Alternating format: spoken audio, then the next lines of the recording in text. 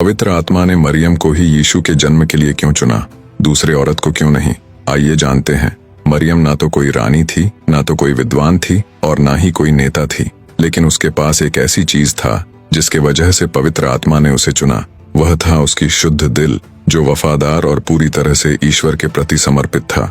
लूका का सुसमाचार हमें बताता है कि मरियम को ईश्वर का अनुग्रह मिला। वह अत्यधिक अनुग्रहित थी, उसकी स्थिति या उपलब्धियों के कारण नहीं, बल्कि परमेश्वर की योजना में उसके अटूट विश्वास के कारण था। जब स्वर्गदूत गैब्रियल मरियम के सामने प्रकट हुआ था और घोषणा किया कि वह परमेश्वर के पुत्र को जन्म देगी, तो उसकी प्रतिक्रिया संदेह या प्रतिरोध की नहीं थी। इसके बजाय उसने विनम्रता पूर्वक कही, मैं प्रभु की दासी हूँ, आपके वचन के अनुसार मेरे साथ ऐसा ही हो।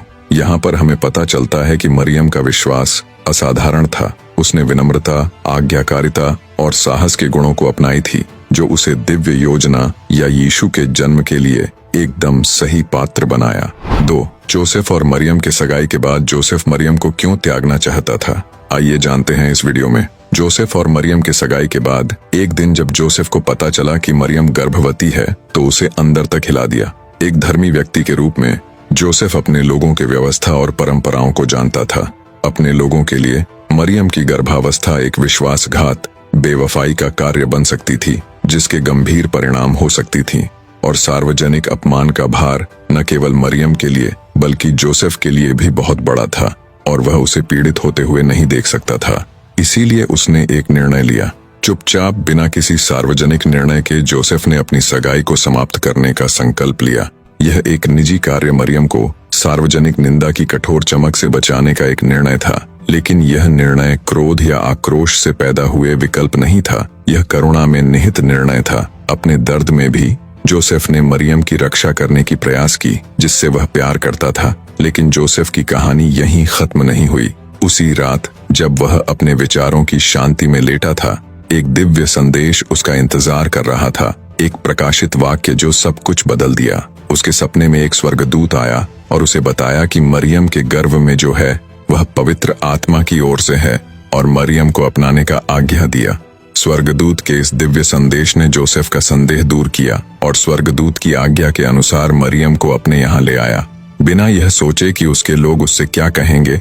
3. जब मरियम और जोसेफ गलील के नगर नासरत में रहते थे, तो यीशु का जन्म नासरत से बहुत दूर यहूदिया के बैतलहम नगर में कैसे हुआ? आइए जानते हैं विवरण सहित। उन दिनों रोमन साम्राज्य के शासक सीजर ऑगस्टस ने साम्राज्य की जनगणना करने का एक आदेश जारी किया, जिसमें जोसेफ और मरियम भी गलील के नासरत नगर से दाऊद के नगर बैतलहम को नाम लिखवाने के लिए गए। वहां पहुंचने के बाद उन्होंने रुकने के लिए जगह ढूंढी, लेकिन हर सराय और घर नाम लिखवाने गए लोगों से भरा हुआ था। तो वे एक अस्तबल में रुके, और उसी रात को जानवरों के बीच एक चमकदार तारे की रोशनी में मरियम ने एक पुत्र को जनी और उसे कपड़े में लपेटकर चरनी में लिटाई। उस बालक के जन्म के बाद उसी रात को देश के जितने भी गडेरिया मैदान में पहरा दे रहे थे, उनको आकाश में परमेश्वर के स्वर्गदूतों का एक दल परमेश्वर की स्तुति करते हुए दिखाई दिया, और गडेरियों को सुसमाचार सुनाते हुए कहे, दाऊद के नगर में तुम्हारे लिए एक उद्धारकर्ता जन्मा है, और वही मसीह प्रभु है।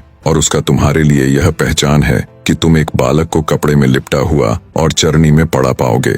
स्वर्गदूतों के सुसमाचार सुनने के तुरंत बाद गडेरिये बेतलहम को गए, और उन्होंने मरियम और जोसेफ के साथ चरनी पर उस बालक को पड़ा देखा, जिसके बारे में स्वर्गदूतों ने बताया था। और वे गडेरिये उसे देखकर परमेश्वर की महिमा और स्तुति करते हुए लौट गए। नासरत से बेतलहम तक की यात्रा महज संयोग नहीं था, बल्कि यह एक दिव्य आयोजन था, जिसने प्राचीन भविष्यवाणी को पूरा किया और धरती को एक उद्धारकर्ता प्रकट किया, जिसका प्रेम और विनम्रता हर दिल को छुआ